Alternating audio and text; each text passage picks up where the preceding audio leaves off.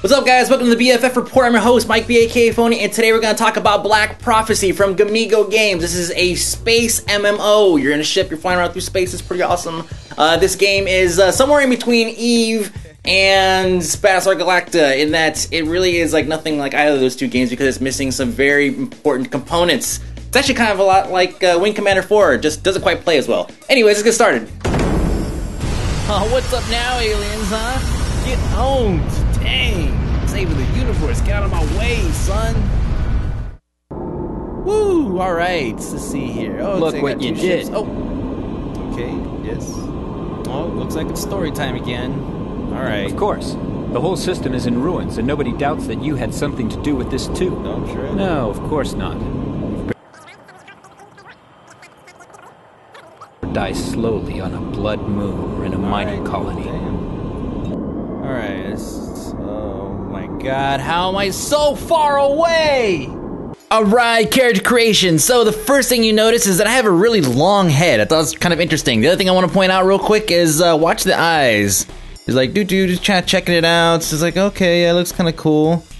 Oh my God, crazy. Look at that. It's like looking at me. What the hell? Freaking me out. Anyways, let's create a new character here and see what it looks like. Let's see. Alright, so here's the base model here, I think. See, there's a couple presets. We'll kind of cycle through them real quick. These are the females, obviously. At least I hope it's obvious. That one I'm not quite sure of. Let's see. Yeah, and they just keep getting uglier, don't they? Wow. And we'll check out the males here. Kind of click through them real quick. Show you. Some of these are pretty intense. I just feel like everyone has like a long head. I don't know what the deal is. Maybe it's just me. I don't know. So let's choose a starting point. Let's just start with this guy here. He's got a big stuffed nose. He's looking at us. See, I like how you can just turn down the African. That's pretty awesome. You need to crank up the African on that character. Oh, jeez. Could have called it anything else, I guess. Asian, Caucasian. Interesting choice of sliders here. See, age, and then gravity. That was my favorite. It's like, oh man, so terrible. Weight, of course. Wow. Let's just do this. Gosh, so ugly. Expanded. Let's see. So here's where we could choose chin length. It gets pretty detailed here, right? Like, let's see, chin volume, right? It gets like the width, the girthiness of the chin here. Kind of slide that around. Let's make it nice and big. All these things are necessary though, of course, right? Like, you kind of want to have all these sliders just available to you so that you could pick or customize your character to the best of your ability, right? To kind of what you want to see. Oh, this guy is just giving overbite, huh? Oh, wow. Oh, man. Oh, so I feel so bad already. Hair. Okay, let's cycle through the hair real quick. Show you guys some of these. Oh man, these are all good. These are just there we go. These are just all really good, guys. Seriously, this is amazing. Let's see. It's probably a good one to stop on. I really like that fro. Let's go back. Cheeks, gosh, just so much stuff. Give him big old ears, just big nasty ears, right? And then pull everything else in and just make it just look like he just, I don't know, man. Like, there's something wrong with this guy. Eyes, open, close. Close, make him just look like he's just like, not at all happy with you. Just look like he's so unhappy. He's just so unhappy. Just, ugh. The nose. Yeah, this is good. Oh, man. You know, the first time I came through here, I didn't... The first time I came through, I actually didn't know that I had the ability to do all these crazy things. I'm kind of glad that I'm experiencing them for the first time with you guys. You know, even the symmetry, I can give him a crooked nose. This is the best character creator ever. Look out, APB. Oh, this thing is all up on you. Oh, it's great. Oh my God, that feels so horrible now. What a joke. This is the prologue, and it is jam-packed with voice-over content, cinematics, all kinds of lore, just pretty much everywhere. Here's the gist of the story. There's two factions, the Genites and the Tai. They're both human, they hate each other, and it's in space. Your first taste of action is sitting inside of this turret helping defend the fleet against all of these different waves of fighters. So here I am aiming at this ship, and you see a little marker in front of it. That marker is where I have to aim because there's a travel time to the rounds that you fire, so you can't just shoot directly at it because it's 400 light years away. You're probably gonna miss. That's kind of a cool feature, right? It's helping you aim. At the same time, it's helping you aim. It's kind of a crappy feature in action MMORPG, isn't it? During this fight, you are told to defend Commander Noah's wingman. Unfortunately, you're obviously terrible at running a turret, and he dies. What's funny is at the end of this, Commander Noah's like, hey, I have a wingman spot just opened up. You look like you'd be a pretty awesome fighter pilot. What? Now, you'd think that would be the end of the prologue, right? Kind of give you an introduction to a couple things, whatever. No, it keeps going. So this is the Spire. This is going to be your first primary quest hub. And there's two different types of quests that I found so far. There's like your primary story arc quest where you go and you can talk to NPCs and they give you missions and all that stuff. And then there's the mission terminal here that has a ton of quests that look like they're dailies. Like you could do a couple of them and they're basically go kill X amount of Y and then come back the next day and they're going to be there again. This is also where you can pick up party quests and PvP quests, but since you're still in the prologue, you're still neutral, you haven't actually picked a faction, so you don't get to do any of that fun stuff just yet. But since we're here, let's go ahead and knock out all of the non-combat stuff. First, crafting. You acquire a blueprint, you acquire the mats, whether you buy the mats from a vendor or you acquire them through doing missions or looting NPCs or whatever, and then you place them in this nice little window here and you click go. Now, building some of these things out takes time. Some similar to what we saw in Battlestar Galactica, Eve, Fallen Earth, etc. So as we progress, I'm pretty sure it's probably going to start taking several minutes to several days to do specific upgrades and maybe craft certain items.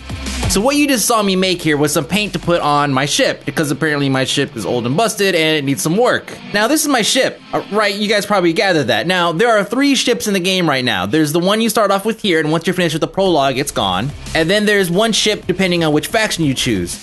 Right now, that is it. There are no other ships. So once you get your awesome ship for joining whatever faction you choose, you are stuck with that ship until, I guess, forever. And I thought this was actually kind of interesting because even the free-to-play browser game, Battlestar Galactica, has various numbers of ships that you could choose from. And of course, there's Eve, which we won't even go there. So yeah, permanent ships is kind of weird. Well, let's go ahead and talk about ship upgrades, because later on in the levels, like level mid-30s or so and 40s, you actually start to kind of mildly change in appearance because the wings change and the cockpits change and all that stuff. Unfortunately, it's not that different, to be honest. Now, the way that you upgrade things is you have to actually have the skill level for it. So you have your ship skill, which, 1 through whatever, and you upgrade them as you level. And then there's a breakout for each section of the ship. So there's like your wings, there's like propulsion, there's shields, there's weapons, there's different types of weapons, mechanical, plasma, energy, all that good stuff. And unless you want to be stuck with the level 1 everything, you actually have to start dropping some points into this thing. Now, what does all this mean, right? With the level 1, what's going on? Well, let's say engines, for example. I have engine level 1 pre-installed into my ship, but if I want engine level 2, I actually have to drop a point into my engine skill. Now, that's not everything. The ship level actually determines the maximum number of skill points you could drop into any one of the breakout sections. So that means if I'm ship level 6, my maximum energy skill level can only be 6. By the way, if you haven't already noticed, I've not been doing a lot of walking around on space stations or anything lately. It's because there is no walking around on space stations. So I guess you could say it's kind of a waste of time, because looking back at Battlestar Galactica Online, I was really just walking from point A to point B to get a quest, and I was leaving anyways. But that sucks because I have such an awesome looking dude. I'd really like to show that off. Wow. But that's enough of the boring stuff, now that we're like 8 minutes into the review. Let's go ahead and talk about combats. Now, the first thing I was looking forward to was being able to fly my ship into other ships and crashing and burning and exploding and all kinds of cool stuff like that, or maybe at least taking some kind of damage. Unfortunately, that is not the case. Allow me to demonstrate.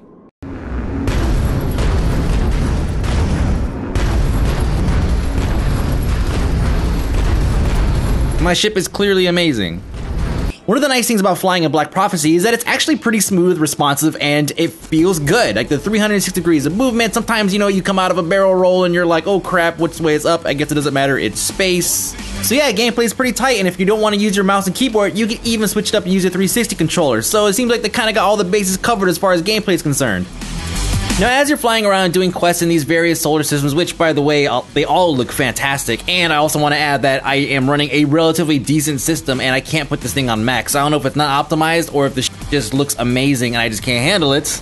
But anyways, as you're flying around through these various planetary systems, you're going to notice that there are boundaries. Now, I have only hit, I think, 1 or 2 boundaries as I'm playing, because the areas seem to be pretty big. But what this means is that it's not open space, it's instant space, which is something that I think we're all pretty much used to at this point.